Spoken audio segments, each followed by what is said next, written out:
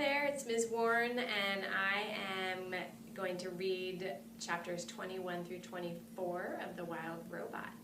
I hope you enjoy. Chapter 21 is called The Introduction.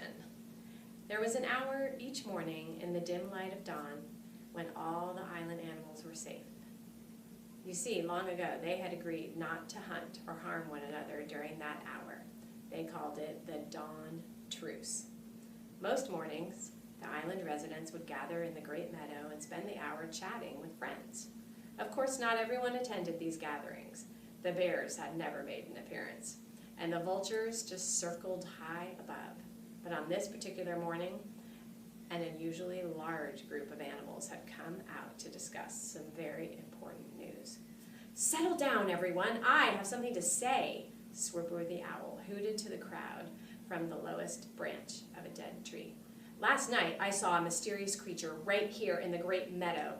It seemed to be covered in grass, so I couldn't get a good look at it, but I think it may have been the monster." Looks of concern swept over the crowd. "What was the creature doing?" said Dart the weasel. "It was speaking," said Swooper. "It kept repeating the same words over and over again, but each time it sounded a little different. At first it sounded like a cricket, and then it sounded like a raccoon, and then it sounded like an owl." "What was it saying?" said Dig Down the groundhog. "I could be mistaken," said the Swooper, "but I think it was saying, 'Hello, my name is Roz.'" The crowd began to chatter. "Just where was this creature?" said Fink the fox. Everyone turned as the owl slowly pointed his wing to a grassy lump in the meadow. It was a rather ordinary-looking grassy lump until it began to move. As you probably guessed, that grassy lump was Roz.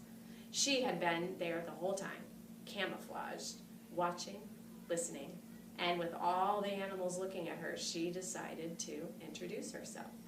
The crowd stared in disbelief as the grassy lump started shaking and bulging upwards and crumbling apart, and there was the robot.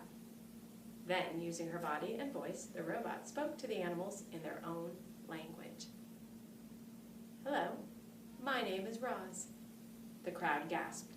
Swooper fluttered up from his branch and screeched, "It's the monster!" "I'm not a monster," said Roz. "I'm a robot." A flock of sparrows suddenly took off. "Leave us alone!" squeaked Dart as he crouched low in the grass. "Return to whatever horrible place you've come from." "I came from here," said Roz. "I have spent my whole life on this island." "Why haven't you spoken to us sooner?" screeched the owl from high up on the tree. "I did not know the animal language until now," said the robot. Crown Point the buck had heard enough, and he slipped into the forest with his family. "So what do you want from us?" growled Fink. "I have observed that different animals have different ways of surviving," said the robot. "I would like each of you to teach me your survival techniques." "I'm not going to help you," screeched the owl from the very top of the tree. "You seem so unnatural." "The monster is just waiting to gobble us up," shrieked Dig Down, and the groundhog disappeared into a hole. "I will not gobble anyone up," said Roz. "I have no need for food." "You don't need food?" Fink relaxed a bit. "Well, I need food, and lots of it. Why don't you make yourself useful and find me some food?" "What would you like me to do?" said Roz. "Can you hunt?" The fox smiled at a hare on the far side of the gathering. "It's almost time for breakfast." "I cannot hunt, but I could gather berries." The fox's smile disappeared. "Berries? I'm hungry for meat, not berries." "Good luck to you, Roz. You're going to need it." And the fox trotted away. Roz looked up at the tree, but the owl had gone. And when the robot looked down again, she realized that everyone else had gone too. Chapter 22, The New Word. A new word was spreading across the island. The word was Roz. Everyone was talking about the robot, and they wanted nothing to do with her. "I don't think I'll ever feel comfortable knowing that Roz is on the prowl. I hope Roz camouflages herself as a rock forever. Shh! There's Roz now. Let's get out of here. Roz wandered the island, covered in dirt and green growing things, and everywhere she went, she heard unfriendly words. The words would have made most creatures quite sad, but as you know, robots don't feel emotions, and in these moments, that was probably for the best. Chapter 23, The Wounded Fox. My face! My beautiful face! Somebody help! Fink the fox was lying on a log, howling in pain, with a face full of long, sharp quills, when Roz appeared. Is there anybody else who can help? Would you like me to leave? Said the robot. No, please don't go. I'll take what I can get. What happened? I don't think that porcupine could see me in the bushes, but when I went for his throat, suddenly there were quills in my face. Why did you go for his throat? Why do you think? Because I was hungry. If you had not attacked the porcupine, you would not have quills in your face. Yes, Roz, I know that, but as a fox, I've got to eat. I just didn't expect him to put up such a fight. Look, there are quills in my paws. I can't walk. My face is numb. I could die if you don't help me. What would you like me to do? Said the robot. I'd like you to pull out the quills.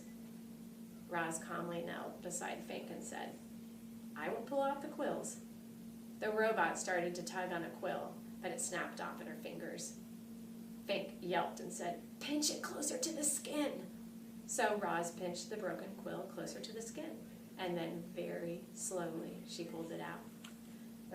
The fox winced in pain and said through his teeth, Please, Roz, pull them out faster. This is agony.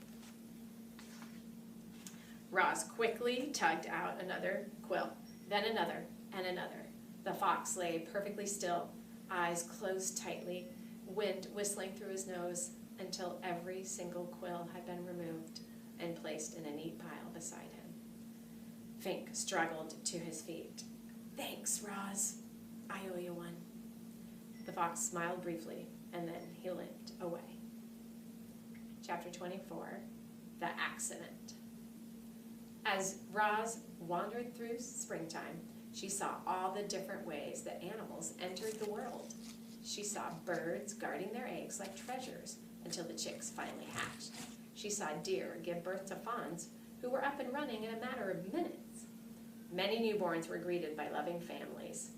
Some were on their own from the very first breath. And, as you're about to find out, a few poor goslings would never even get a chance to hatch. Roz was climbing down one of the forest cliffs when the accident happened. The wind started blowing out of the north, and suddenly clouds were rushing over the island.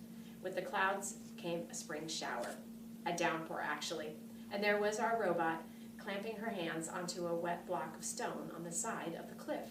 But the block couldn't handle the extra weight, and as the heavy robot hung there, cracks suddenly shot through the stone, and it started breaking apart. Down went the robot, plummeting into the treetops below. She crashed through branch after branch before finally hooking an arm around one. Then she dangled there, gently swinging as rocks soared past her on their way to the forest floor. When the dust settled, rocks shimmied down the tree trunk. The ground was littered with broken rocks and splintered wood and pulverized shrubs, and within all that rubble was a goose nest that had been torn to shreds. 2 dead geese and 4 smashed eggs lay among the carnage. The robot stared at them with her soft, glowing eyes, and something clicked deep inside her computer brain. Roz realized that she had caused the deaths of an entire family of geese.